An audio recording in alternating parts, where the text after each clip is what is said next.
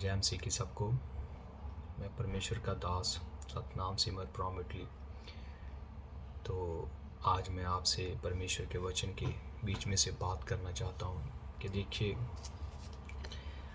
आज इस विश्वासी के लिए और एक परमेश्वर के दास और दासी के लिए और खुदा के कामों के लिए जिस परमेश्वर ने आपको चुना है, जिस परमेश्वर ने आपको बुलाहट दी है उसके काम करने के लिए, उसके विषय में आपसे मैं आज का एक वचन जो खुदा ने मेरे मन में डाला मैं आपसे सबसे शेयर करना चाहता हूँ।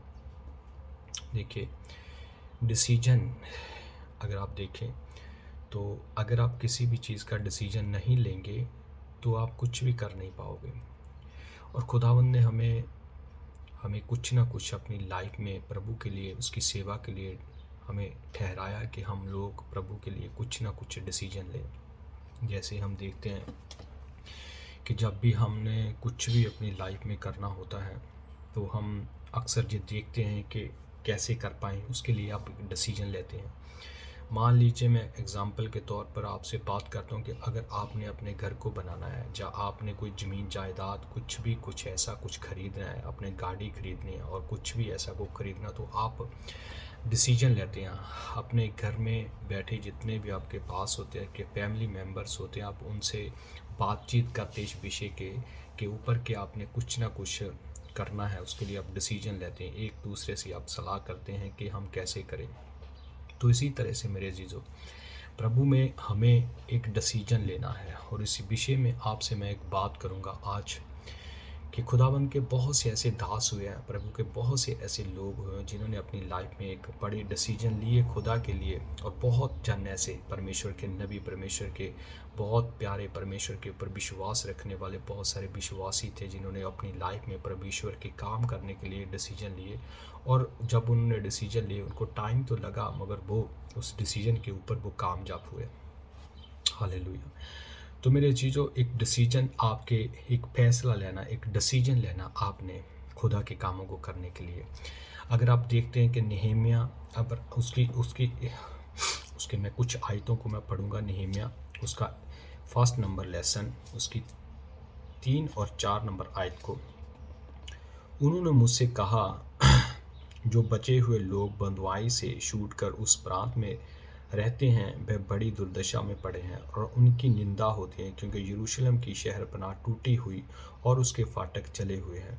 ये बातें सुनते ही मैं बैठकर रोने लगा और कितने दिन तक विलाप करता और स्वर्ग के परमेश्वर के सन्मुख उपवास करता और जय कहकर प्रार्थना करता रहा, हे स्वर्ग के परमेश्वर यहोवा, हे महान और वैज्योग्य ईश्वर, तू जो अपने प्रेम रखने वाले और आज्ञा मानने वाले के विषय अपनी वाचा पालता हो, उन पर करुणा करता है। तू कान लगाए और आंखें खोले रहे कि जो प्रार्थना मैं तेरा दास इस समय तेरे दास इसराइलियों के लिए दिन रात करता रहता हूँ उसे सुन ले। मैं इसराइलियों के पापों को जो हम लोगों ने तेरे विरुद्ध किए हैं मान लेता हूँ। मैं और मेरे पिता के घराने दोनों ने पाप किया है। हालेलुया जी। कौन कह रहा है? परमेश्वर के दास नेहमिया। जब उसको पता चलता है कि यरूशलेम की शहर बना, उसकी दीवारें, उसके फाटक, जो परमेश्वर का घर था, जो परमेश्वर का प्रार्थना का घर था, यरूशलेम की जो दुर्दशा है वो बहुत ज़्यादा खराब हो चुकी है। जब वो सुनता है चीज़ को तो उसको, क्योंकि वो भी वहाँ पर रहता था, वो लगन रखता था उस परमेश्वर के घर से, अब वो दूसरे देश में रह रहा। जब उसको पता चलता है कि उसके जो परमेश्वर का घर है, जो परमेश्वर का भवन है, जो परमेश्वर का शहर है, उसके फाटक और उसके शहर पनाह, जो उसकी दीवारें, उसके फाटक, सब कुछ नाश हो चुके हैं, जल चुके हैं, खराब हो चुके हैं, तो उसके मन में चिंता होती है मेरे चीज़ों। उसका मन रोता है। बाइबल में लिखा है वो प्रार्थना करता है परमेश्वर के आगे, वो उपवास रखता है खुदा के आगे। वो अपने मन में इतना टूट जाता है कि उसके सुनकर उसका हृदय टूट जाता है, क्योंकि जो उन्हीं का हृदय टूटेगा जिनके दिलों में परमेश्वर का वास है। जिनके दिलों में परमेश्वर का वास नहीं है, वो भवन से, वो संगति से और वो चर्च से कुछ भी जो लिंक नहीं उनका, सिर्फ उनका आना जाना है, थोड़ा बहुत उनके ऊपर जे प्रभाव नहीं पड़ेगा, उनके ऊपर जे कुछ भी ऐसी चिंता नहीं आएगी, क्योंकि उन्होंने उस चर्च के साथ कोई भी लगन नहीं रखी हुई। उस शहरपनाह के साथ, उस दीवारों के साथ, उस परमेश्वर के भवन के साथ उनकी कोई भी लगन नहीं, इसलिए उनको कोई चिंता नहीं होती। मगर उनको चिंता होती है जो परमेश्वर से लगन रखते, वो चाहे दूर चले जाएं, उससे किसी आपके अपने काम के लिए किसी देश परदेश में चले जाएं, मगर उनका ध्यान चर्च की ओर जहाँ भी वो रहते हैं उनके अंदर रहता है। तो इनमें से एक नेहमिया था जिसके अंदर जे डर, जिसके अंदर जे भय छा गया कि जब उसने सुना कि यरूशलेम के सभी दीवारें और फाटक जल चुके हैं, तो उसने चिंता की। और बाइबल में लिखा चिंता ही नहीं मगर उसने प्रार्थना की परमेश्वर के आगे रो रो कर, और फास्टिंग रखी, उसने उपवास में गया। और बाइबल में लिखा है कि जब वो अपने राजा के सामने और गया छुट्टी लेने के लिए, कि राजा, उसका जो मुंह था, वो जो मुख होता उसका पूरी तरह से उदास था, क्योंकि आपको पता है जब पुराने समय में राजा के सामने जाते हैं तो लोग अपने मुख को खुशहाली के साथ, उनके उनके फेस के ऊपर एक खुशहाली होनी चाहिए। उदास मन से, उदास फेस से हम उस राजा के सामने नहीं जा पाते थे। तो वो उदास हृदय से, उदास फेस से वो राजा के सामने जाता है, तो राजा उसे पूछता है कि तू उदास क्यों, तेरा चेहरा उतरा हुआ क्यों है। तो उसने बताया कि ऐसा हो चुका है यरूशलेम में, मेरे परमेश्वर के घर, मेरे शहर में सारी जितनी भी शहर पनाह है और फाटक उसमें जला दिए गए हैं, वो सब कुछ जला हुआ है और मुझे बहुत चिंता है। और राजा ने उसकी बात को समझा, उसे छुट्टी दी और उसने डिसीजन लिया कि मैं बनाऊंगा, मैं परमेश्वर की शहर पनाह को, मैं परमेश्वर के घर को मैं फिर से बनाऊंगा। चाहे ही वो इतना अमीर नहीं था, पर उसके अंदर एक अमीरता थी कि खुदा के काम को करने के लिए। इन बातों को याद रखना। अगर आपके पास पैसा नहीं है, अगर आपके पास कुछ भी नहीं है, अगर आपके पास बहुत बड़ा दिल है प्रभु के लिए, तो वो उस दिल से ही परमेश्वर अपने काम को करता है। क्योंकि प्रभु को कामों को करने के लिए सिर्फ पैसा ही नहीं चाहिए, उसके कामों को करने के लिए एक बड़ा दिल चाहिए, बड़ा हौसला चाहिए, बड़ा विश्वास चाहिए। विश्वास के बिना परमेश्वर के किसी काम को नहीं कर पाओगे। क्योंकि अगर आज लोग देखते हैं, बहुत से ऐसे लोग हैं जिनको कोई भी चिंता नहीं है। वो कहते हैं अगर लोग हैं तो हम आएंगे, अगर लोग नहीं हैं तो हम भी नहीं आएंगे। जी विश्वास नहीं है, जे विश्वास बिल्कुल भी विश्वासी लोग नहीं है, जे विश्वासघात है, जे विश्वास मरे हुए विश्वास के लोग हैं, इनके अंदर कुछ भी विश्वास नहीं। मगर जब लोग कहते कि नहीं, हम चाहे कुछ है चाहे कुछ नहीं, हम पर मगर प्रभु के काम को करते जाएंगे, प्रभु हमारी एक दिन एक प्रार्थना को सुनेगा। क्योंकि बाइबल में लिखा हुआ है कि प्रभु के किया गया आपका परिश्रम जो है वो कभी भी व्यर्थ नहीं जाता, वो एक न एक दिन काम लेके आता ही है। मेरे भाइयों, अगर आप अड़े रहते हैं, तो खड़े रहते हैं, तो खुदाबंद आपको ब्लेस करके ही छोड़ता है। आपकी ब्लेसिंग को कभी भी छुपाता नहीं है। आपकी ब्लेसिंग को वो देखता है जब आप प्रभु के कामों को वफादारी, ईमानदारी से करते जाते हैं, तो परमेश्वर आपको एक दिन आपकी प्रार्थनाओं को सुनकर आपको उत्तर देता है। हालेलुया। हम अगर बाइबल को अच्छे तरीके से रीड करते तो कितने नबी परमेश्वर के, कितने दास है खुदा के, जिन्होंने परमेश्वर की ब्लेसिंग को पाने के लिए कितने साल उन्होंने वेट किया। हन्ना ने कितने साल वेट किया परमेश्वर की ब्लेसिंग को लेने के लिए। जब उसने डिसीजन लिया कि परमेश्वर जो कुछ भी तू मुझे देगा उसको मैं तेरे ही घर में, तेरे ही कामों के लिए मैं दे दूंगी, तब परमेश्वर ने उसकी सुनी। ऐसे ही अगर आप देखते हैं तो कितने ऐसे हैं, एस्तर ने जब परमेश्वर के सामने एक डिसीजन लिया कि मैं जाऊंगी राजा के सामने, उससे पहले उसने क्या किया, डिसीजन लिया कि मैं अपने लोगों के लिए, मैं परमेश्वर के कामों के लिए मैं फास्टिंग में जाऊंगी। मैं 3 डे नाइट में प्रार्थना करूंगी। उस सबको, उन्हें जितने भी लोग जो बंदवाई के लिए बेच दे, कैसे मौत के लिए बेच दिए गए से, जितने भी उसके यहूदी कौम के लोग से, जो प्रभु का डर रखने वाले लोग, सबको बेच दिया गया था। उसको मरवाने के लिए सब कुछ पूरी प्लानिंग बन चुकी थी उनको मरवाने के लिए। मगर परमेश्वर एंड टाइम के ऊपर आपको बचाता है। जब आप डिसीजन लेते हैं, उसके लिए कोई भी काम मुश्किल नहीं, उसे एक इंसान चाहिए होता है जो विश्वास के साथ प्रभु के ऊपर खड़ा रहे, और उसके अंदर एक चीज़ होनी चाहिए, प्रभु का डर और प्रभु का भय। तो आप परमेश्वर के काम को कर पाओगे। अगर आपके अंदर दो चित्ता मन है, दो चित्ते मन वाले कभी भी परमेश्वर के काम को नहीं कर पाएंगे। अगर आप देखोगे कि लोग हमारे साथ हो, लोग आपके साथ कभी भी उस टाइम तक नहीं हो सकते जब तक आप पूरे अड़े और खड़े नहीं रहते, प्रभु के ऊपर पूरा विश्वास नहीं रखते। हालेलुया। कौन था? नेहम्याह अकेला था, वो गया और यरूशलेम में प्रभु ने उसके लिए डिवाइन हेल्पर खड़े किए, वो प्रभु के काम को वो कर पाया। उस शहर पनाह को, उसके फाटकों को, वो सब कुछ जो था उसने डिवाइड किया। जब उसको परमेश्वर के आगे उसने प्रार्थना की, फास्टिंग की, तो परमेश्वर ने उसके कामों को क्या किया? सफल किया। क्योंकि खुदा को कोई ना कोई इंसान चाहिए जो खुदा के कामों को कर पाए। हालेलुया। और जब एस्थर ने डिसीजन लिया, उसने क्या बोला? उसने बोला कि जाओ, जहाँ जहाँ भी आप यहूदी लोग हैं उनको मैसेज दो कि वो 3 दिन 3 रात का फास्टिंग करें, कुछ भी ना खाए पिए, कुछ भी ना खाए पिए। और मैं लिखा कि मैं कानून के खिलाफ मैं राजा के पास जाऊंगी, और मर गई तो मर गई, पर मैं राजा के पास जाऊंगी। तो क्या हुआ मेरे चीज़ों? राजा के पास गई, और राजा के सामने उसे जाना वो कानून से विरोध में था। राजा के पास ऐसे जाना बिना बताए, मगर वो गई किसके लिए? खुदाबंद के कामों को करने के लिए, अपने लोगों की चिंता करते हुए, अपनी चर्च की चिंता, अपने परमेश्वर के लोगों की चिंता करते हुए उसने अपनी मौत को कोई भी मायना नहीं किया। उसने कि मैं मर जाऊंगी तो मर जाऊंगी, पर मैं जाऊंगी। हालेलुया। उसने डिसीजन लिया, प्रभु के पास गई। सबसे पहले उससे बाद ने फास्टिंग की, वो फास्टिंग करने के बाद उसको जीत प्राप्त हुई। तो उसने क्या किया? डिसीजन लिया। अगर आप देखते बाइबल में कितनी ज़्यादा, जहाँ जहाँ भी डिसीजन किसी ने भी लिया, वहाँ वहाँ परमेश्वर ने बड़े कार्य किए हैं। वो 12 साल से बीमार औरत थी, 12 साल से क्या उसके अंदर था? शर्मिंदगी उसके अंदर थी। वो कब से तड़प रही है, कितने सालों से वो तड़प रही है, कुछ भी उसके पास बचा नहीं था, सब कुछ उसने उस बीमारी के ऊपर लगा दिया, मगर उसकी बीमारी बढ़ती गई मेरे जीजो। जिस दिन उसे पता लगा प्रभु यीशु मसीह के बारे में, तो उसने डिसीजन लिया कि मैं चाहूँगी, अगर मैं यीशु मसीह के पल्ले को ही छू लूँगी तो मैं चंगी हो जाऊँगी। तो ये क्या था? डिसीजन था। जैसे ही वो गई, अपने आप को उसने ढांका और अपना फेस लुकाकर वो दुनिया से डरती हो, मगर उसने यीशु मसीह को छू लिया। और यीशु मसीह को जब छुआ, यीशु मसीह ने बोले, यीशु मसीह के किसने मुझे छुआ है? वो कौन था? विश्वास था। एक डिसीजन लिया हुआ पर्सन प्रभु के लिए कभी भी नीचा नहीं जाएगा।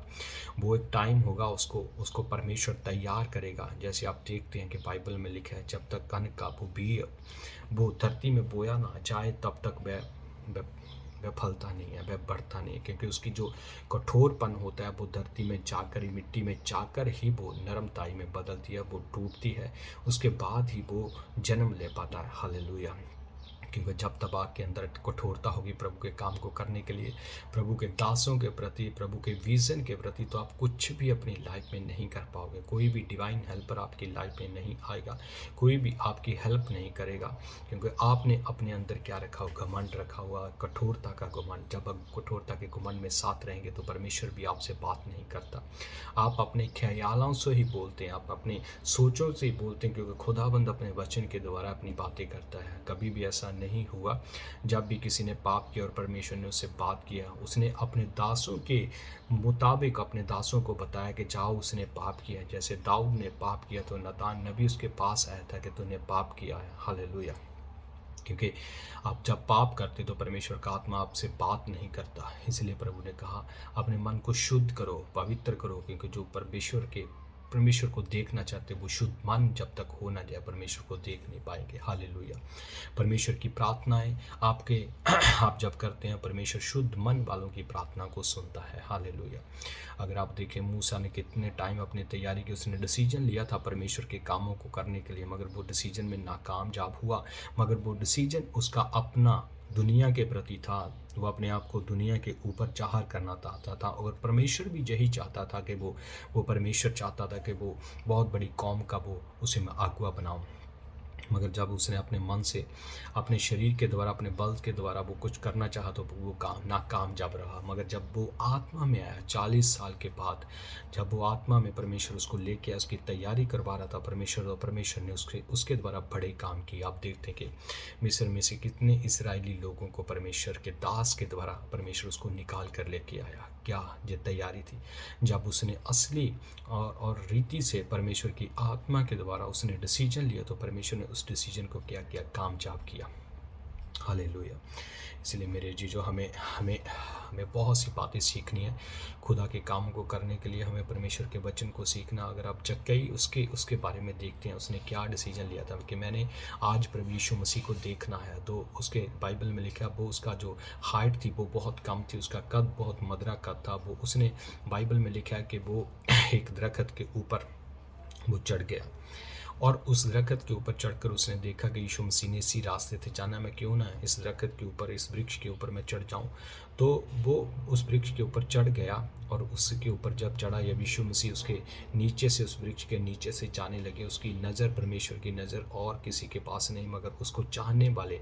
उसने जब डिसीजन लिया, उसने विश्वास किया उसके अपने अंदर कि मैंने आज प्रभु यीशु मसीह को देखना है, तो प्रभु यीशु मसीह ने उसको देखा कि हे यक्कई नीचे उतरा, मैंने आज तेरे ही घर में जाना है। ये क्या था, प्रभु यीशु मसीह ने उसको, क्योंकि उसके विश्वास ने प्रभु यीशु मसीह को अट्रैक्ट किया, और प्रभु यीशु मसीह ने उसे आवाज़ दी, आजा, आज मैंने तेरे घर में ही जाना है। तो क्या ये क्या था, उसने विश्वास किया कि मैं खुदा को देखना चाहता हूँ, मैं परमेश्वर को देखना चाहता हूँ। हालेलुया। तो ऐसे ही मेरे जीजो, जब तक आप डिसीजन नहीं लोगे, आप विश्वास नहीं करोगे, तो परमेश्वर आपको कैसे आपको बुलाएगा, परमेश्वर कैसे आपको ब्लेस करेगा, इम्पॉसिबल है। क्योंकि जब आप परमेश्वर को बुलाएंगे, प्रभु के वचन में लिखा है, जब आप खुदा के लिए पुकारेंगे, खुदा एक कदम नहीं आपके पास 7 कदम बढ़ आता है। और खुदावंद हमारे मनों को जांचता परमेश्वर, हमें हमारे दिल को जांचने वाला परमेश्वर है। वो हमारे सब कुछ मन की बातों को जांचने वाला परमेश्वर है। हालेलुया। अगर देखिए रूत ने क्या निर्णय लिया था अपनी सास के, जब उसके पास उसका पति भी नहीं थे, उसका सब कुछ जो था वो रूत का बिखर चुका था, और अब उसके पास कौन था, उसकी सास थी और उसकी जेठानी थी। उसकी जेठानी ने भी धोखा दे दिया और कहा मैं वापस जा रही हूँ, मगर रूत ने अपनी अपनी सास का वो साथ नहीं छोड़ा। उसने क्या बोला, उसने डिसीजन लिया कि जहाँ तू जाएगी वहाँ ही मैं जाऊँगी, जो तेरा परमेश्वर वही मेरा परमेश्वर है। जब जहाँ पर तू मरेगी वहाँ पर ही मैं मरी जाऊँ, वहाँ पर तुझे मिट्टी मिले, मुझे भी वहीं पर मिट्टी मिलेगी, और मेरा परमेश्वर, जो तेरा परमेश्वर वही मेरा परमेश्वर। उसने अपने मन से डिसीजन लिया कि जो कुछ भी तू करेगी मैं वही करूँगी, मैं तुझे छोड़कर वापस नहीं जाऊँगी। तू भी विधवा और मैं भी विधवा हूँ। मगर क्या था भी, एक ऐसा डिफ़िकल्ट जो पीरियड था, मगर उसमें भी उसने उसका साथ दिया। तो परमेश्वर ने उसको क्या किया, बोझ दिया। परमेश्वर ने उसे एक ऐसा शख्स दिया जो उसके लिए चुना हुआ था।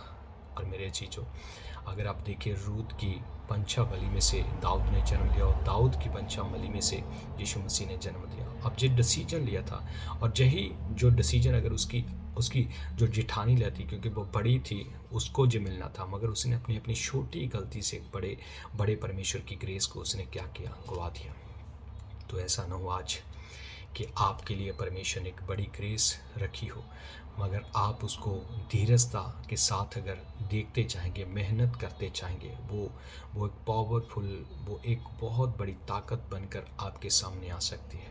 मगर अगर आप जल्दबाजी में हैं, आप देखना चाहते सब काम जल्दी में हो जाए, सब कुछ जल्दी हो जाए, वेट नहीं करने वाले पर्सन, आपके अंदर सहनशीलता नहीं है, आपके अंदर धीरजता नहीं है, तो वो कभी भी आपकी लाइफ में काम पूरा नहीं हो सकता। जैसे उस जेठानी के अंदर, रूत की जेठानी के अंदर, आरपा के अंदर वो धीरजता नहीं थी, वो सहनशीलता नहीं थी, इसलिए उसने वो बड़ी ग्रेस अपनी लाइफ में आने से क्या कर दिया, उसको इग्नोर कर दिया।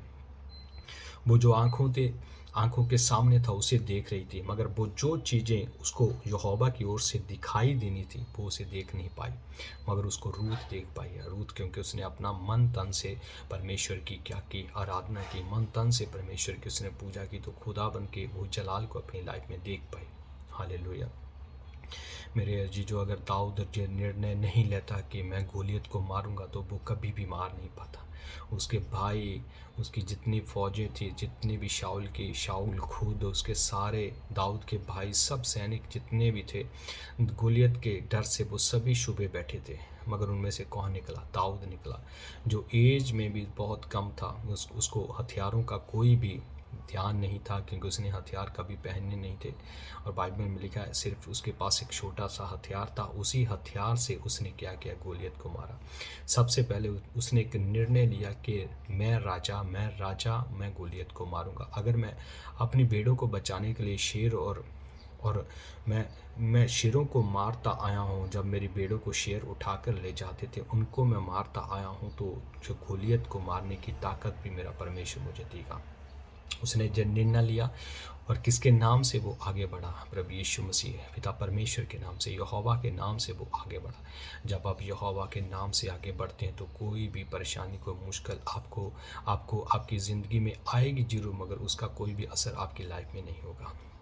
कोई भी मुश्किल आपको आएगी, मगर उसका असर आपकी लाइफ में बिल्कुल भी नहीं होने देगा परमेश्वर।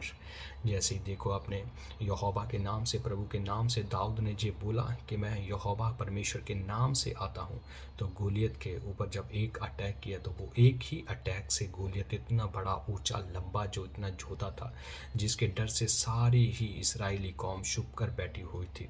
और एक छोटा से दाऊद ने, और वो छोटा था मगर उसके अंदर एक परमेश्वर का आत्मा, परमेश्वर का विश्वास, परमेश्वर का दिल बहुत बड़ा था। हालेलुया। तो मेरे जी, जो उसने डिसीजन लिया प्रभु के काम को करने के लिए, उस दुष्ट को मारने के लिए और परमेश्वर के साथ चलने के लिए, खुदा के नाम को ऊंचा करने के लिए, तो परमेश्वर ने उनको ऊंचा किया। हालेलुया। अगर आप परिस्थितियों को देखकर डर जाते हो तो आप कभी भी परमेश्वर के विश्वासी लोग नहीं हो। अगर आप देखते हो आज कुछ नहीं हो पा रहा, मगर विश्वास रखें, धीरजता धरे रखें। बाइबल में लिखा है, जब आप भिन्न भिन्न प्रकार की परीक्षाओं में पढ़ो तो इसको पूरे आनंद की बात समझो, क्योंकि धीरजता के काम को बढ़ने के लिए, उसको मजबूत करने के लिए आपको परिश्रम की ज़रूरत है, आपकी धीरजता की लोड़ है। धीरजता का काम तभी पूरा होता है जब आप आराम से प्रभु के काम को करते जाते हैं, आप आराम से परमेश्वर के पीछा करते जाते हैं। जो खुदावंत का आत्मा आपको बोलता है, वह आपका ध्यान सिर्फ उसी वचन के ऊपर रहता है, क्योंकि बाइबल में लिखा है कि हे मेरे भाइयों, दृढ़ रहो, क्योंकि खुदा में की गई मेहनत, प्रभु यीशु मसीह किया गया परिश्रम आपका कभी व्यर्थ नहीं जाने वाला, मगर आप टिके रहें, चलते जाएं, बढ़ते जाएं। इसलिए मूसा ने कहा कि चुपचाप खड़े रहो।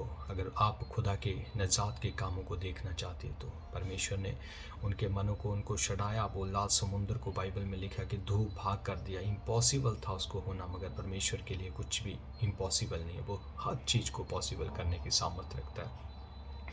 हो सकता है कि आपको लगता हो कि नहीं, ये काम मुझसे नहीं हो पाएगा, ये परिस्थिति बहुत बड़ी है, मगर मेरे जी, जो प्रभु उन परिस्थितियों से बहुत बड़ा परमेश्वर, उन परेशानियों से, उन मुसीबतों से, उन कर्ज की आत्मा से, उन बीमारियों से हमारा परमेश्वर बहुत ज़्यादा बड़ा है।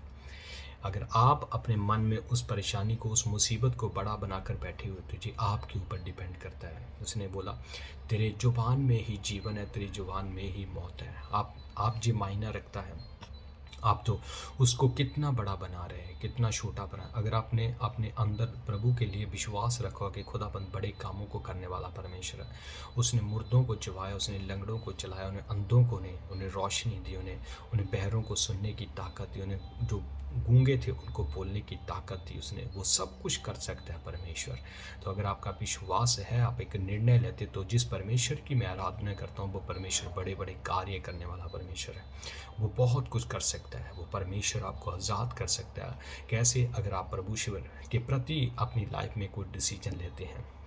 अगर आपका कोई डिसीजन नहीं है परमेश्वर के प्रति, तो आप अपनी लाइफ में कुछ भी नहीं, सब कुछ होते हुए भी आप कुछ नहीं कर पाओगे, क्योंकि आपने अपनी लाइफ में प्रभु के लिए कोई भी डिसीजन नहीं लिया।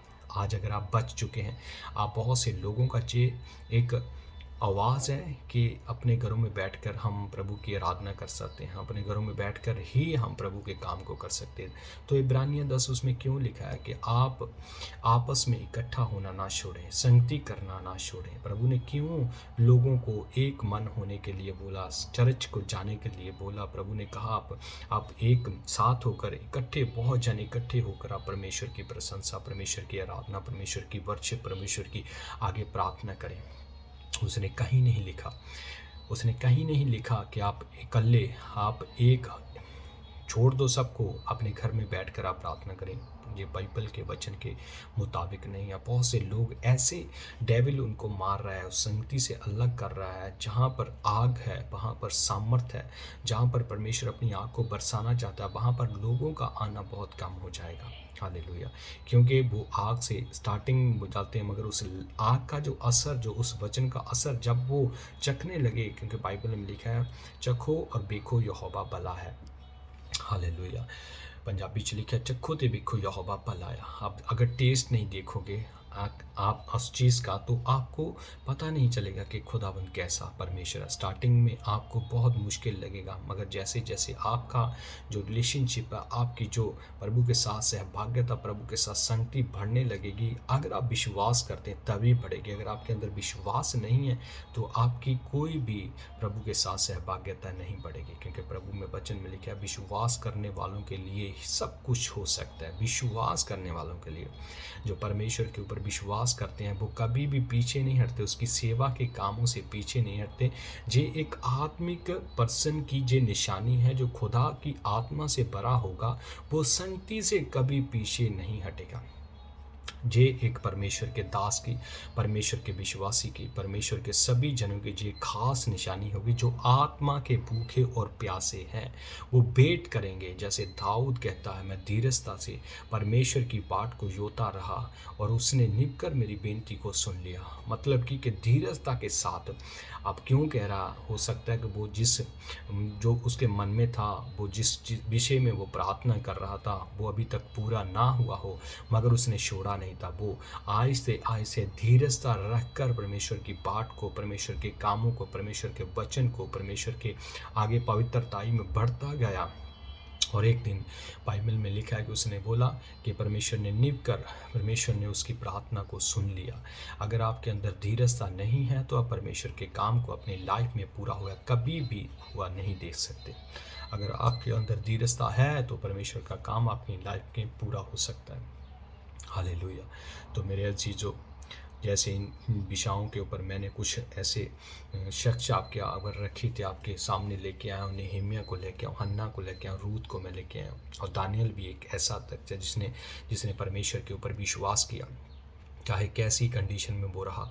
उसने डिसीजन लिया कि अगर मैं शेरों के पिंजरे में जाऊंगा भी। उन्हें अपनी लाइफ में उसने एक डिसीजन लिया कि जब उसको 3 दिन 3 टाइम की प्रार्थना से रोका गया, उसको लेटर निकाल दिया गया, कोई भी 1 महीना उस परमेश्वर यहोवा परमेश्वर की आराधना नहीं करेगा, तो उसने वो अपने मन में नहीं रखा। उसने उस राजा की उन्हें आराधना नहीं उसने की। उसने आराधना की तो उसी परमेश्वर की जिसके विरोध में उस शहर के कुछ लोगों ने उसको मता पका दिया था कि वो दानियल को गिराना चाहते थे। मगर मेरे चीज़ों, एक सच्चा मसीही चाहे कुछ भी हो जाए, वो बिना परमेश्वर के, बिना यहोवा परमेश्वर यीशु मसीह के अलावा किसी की आराधना नहीं करेगा, कभी भी नहीं कर पाएगा वो।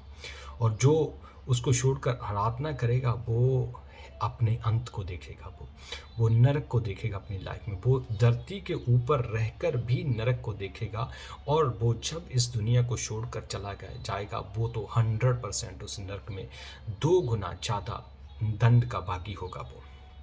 हालेलुया। क्योंकि बहुत बाइबल में लिखा है जिन्होंने परमेश्वर को जानकर उसके विरोध में पाप किया वो बहुत ज़्यादा दंड पाएंगे। एक तो वो है जिन्होंने प्रभु को जाना नहीं है, उनको दंड मिलेगा। मगर जिन्होंने जान लिया परमेश्वर के अनुसार उसकी स्तुति नहीं की, उसकी आराधना नहीं की, उसको जानकर भी उन्होंने परमेश्वर के प्रति को डिसीजन नहीं लिया, मगर वो लोग एक दिन कहाँ जाएंगे? नरक की आग में चले जाएंगे। आज बहुत से लोग अपने मन में कहते हैं कि हम परमेश्वर के लोग हैं, हम खुदा के लोग हैं, मगर वचन के अनुसार वो परमेश्वर के लोग नहीं। आज निंदा कर रहे हैं लोग परमेश्वर के दासों की। बाइबल में लिखा है कि जो आपको वचन सुनाते हैं वो दुगने, जो आदर के योग्य समझे जाएं, दुगने आदर के जो कब समझे जाएं। ये लोग तो उनको कभी आदर ही नहीं दे पाए, उनको समझ ही नहीं पाए, तो ये कहाँ परमेश्वर के अनुसार आराधना कर पाएंगे? आप सोचो।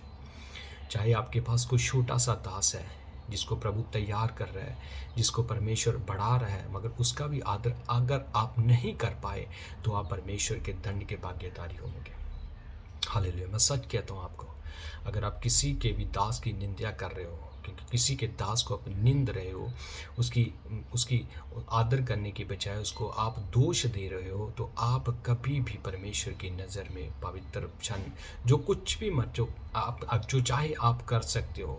जितनी मर्जी आप फास्टिंग कर लो, जितनी मर्जी आप प्रेयर कर लो, जितना कुछ भी आप करना चाहते कर लो, मगर खुदा की नज़र उन प्रार्थनाओं के ऊपर, उस फास्टिंग के ऊपर कभी भी नहीं जाएगी जब तक आप उसके भेजे हुए दास को, छोटे से छोटे दास को एक गिलास पानी का नहीं पिला देते। बाइबल में लिखा, जो मेरे चेलों में से छोटे चेले को एक गिलास पानी का पिलाएगा, वो भी अपना प्रतिफल स्वर्गराज में पाएगा। हालेलुया। वो गिलास क्या है? आदर, ऑनर, एक रिस्पेक्ट जो आप अपने दास की, जो खुदाबंद ने दास है उनकी आप रिस्पेक्ट करते हो। जो सच्चे दास आपके लिए प्रार्थना करते हैं, जिस चर्च में आप जाते हैं, अगर उसी चर्च में उसकी आप खिलाफत करते हो, आप ज़िंदगी में कभी भी अपनी ब्लेसिंग को देख नहीं पाओ, कभी भी इम्पॉसिबल है। मैं सच कहता हूँ, जिस चर्च के साथ आप जुड़े थे, उसी के साथ अपने उस दास के साथ अगर आपने जे अंधविश्वास की बातें की, उसके प्रति आपने चुगलियाँ की, उसके प्रति आपने निंदा की, उसको बुरा भला बोला, आपने उसको खो दिया है। परमेश्वर के बातों को अपनी ज़िंदगी में से आपने गुहा दिया। उसके प्रचार को, जो उसकी बातें थी, उसका वचन तो अपनी ज़िंदगी में आने से आपने उसको खुद रोक दिया, तो आप कभी भी ब्लेस नहीं हो पाओगे। हालेलुया।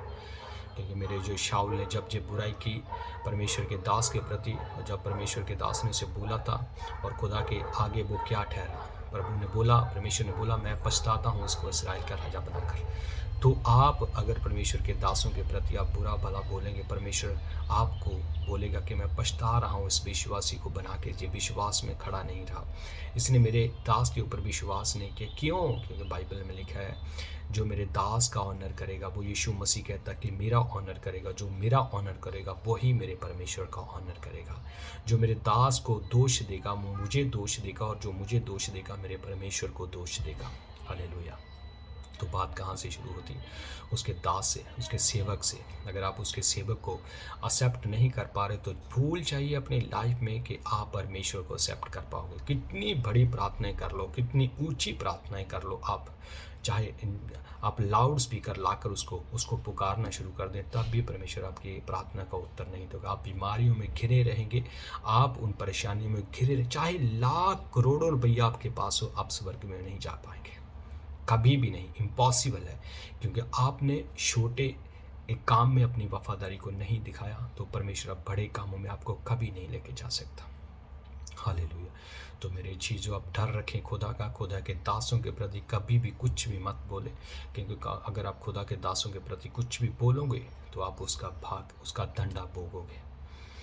तो उसके बाद आप जितनी प्रार्थनाएं करना, बैठ जाओ, कुछ भी कर लो, परमेश्वर आपको क्षमा नहीं करेगा जब तक आप वापस जाकर उस दास से क्षमा नहीं मांगोगे। क्योंकि बाइबल में लिखा है, क्षमा मांगो तो क्षमा किया जाएगा।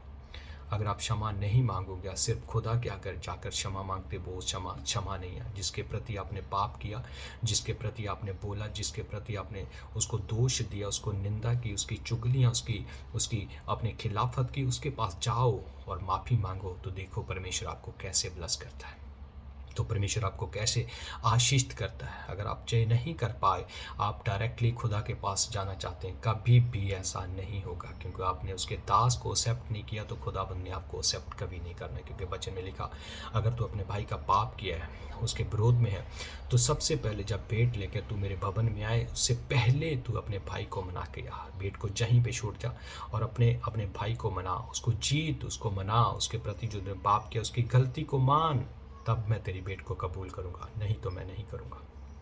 तो चाहे जितना भी मर्जी आप कोशिश कर लें, अगर आपको जो वचन आज कड़वा भी लगेगा, तो मुझे कोई फ़र्क नहीं पड़ता, मगर ये सच्चाई है। अगर आप सुनोगे तो आशीष पाओगे, अगर आप नहीं सुनोगे तो आप एक दिन बहुत बहुत ज़्यादा पछताओगे। हालेलुया। और मैं चाहता हूँ आप इन चीज़ों को समझें, आप इन चीज़ों को सुने, और आप चीज़ों के ऊपर विश्वास लाएं कि सचमुच खुदा के दास की खिलाफत करना खुदा की आँख को छेड़ने के बराबर है हमारे लिए। क्योंकि प्रभु ने कहा, जो मेरे दासों को, मेरे लोगों को जो छेड़ता है, उनको तंग करता है, उनको निंदा करता है, उन्हें परेशान करता है, वो उसको नहीं, वो मेरी आँख को परेशान करता है, मेरी आँख की पुतली को छेड़ने की कोशिश करता है। इसलिए मेरे चीज़ों, डरो खुदा से, खुदा के दासों को कभी भी अपनी इस ज़ुबान से कुछ भी उनकी निंदा ना करें, क्योंकि निंदा करने वाले कभी भी, परमेश्वर के दासों की निंदा करने वाले कभी भी कोई भी जन परमेश्वर को देख नहीं पाया और वो नरक के बागी होंगे, ऐसा बाइबल कहती है। आज भी आपके पास टाइम है, आज भी आप वापस जाएं और उस खुदा के दास से जिसके प्रति आप बोले हैं, चाहे छोटा शब्द बोले चाहे बड़ा शब्द बोले, उससे क्षमा मांगे, क्योंकि वो आपको क्षमा करने के लिए, अगर वो सच्चा दास होगा, वो आपको क्षमा करने के लिए हमेशा तैयार रहेगा। वो वेट करेगा कि आप क्षमा मांगे और मैं आपको क्षमा करने के लिए तैयार रहता हूँ। हालेलुया। वो खुदा के सच्चे दास होते हैं, क्योंकि अगर आप क्षमा नहीं मांग रहे, आपके अंदर दुष्ट आत्मा है। अगर आप दास कोई परमेश्वर का क्षमा नहीं कर रहा, वो उसके अंदर भी दुष्ट की आत्मा है। हालेलुया। क्योंकि क्षमा मांगना और क्षमा करना ये सबसे बड़ा गॉड गिफ्ट है, क्योंकि क्षमा करने वाला ही परमेश्वर के राज्य में प्रवेश कर पाएगा। हालेलुया। तो मेरी रिक्वेस्ट है मेरे चीज़ों, अपनी ज़िंदगी में डिसीजन ले। अगर आपकी बरकतें, आपकी आशीषें रुकी हुई हैं, तो मैं आपको बता रहा हूँ, आप उसके लिए डिसीजन लें, आप उसके लिए एक निर्णय लें कि मैंने जो कुछ भी पाप किया, शायद हो सकता मैं खुदा के दास को कुछ भी बोल चुकी हूँ, तो माफ़ी मांगे उससे। तो खुदाबंद आपको ब्लेस करेगा, परमेश्वर आपको आज़ाद करेगा, आपकी आशीष जो खोई है वो वापस आ जाएगी। वो बड़े परमेश्वर आपको ब्लेस करेगा यीशु मसीह के सामर्थी नाम से। तो जय मसीह की सबको। God bless you all.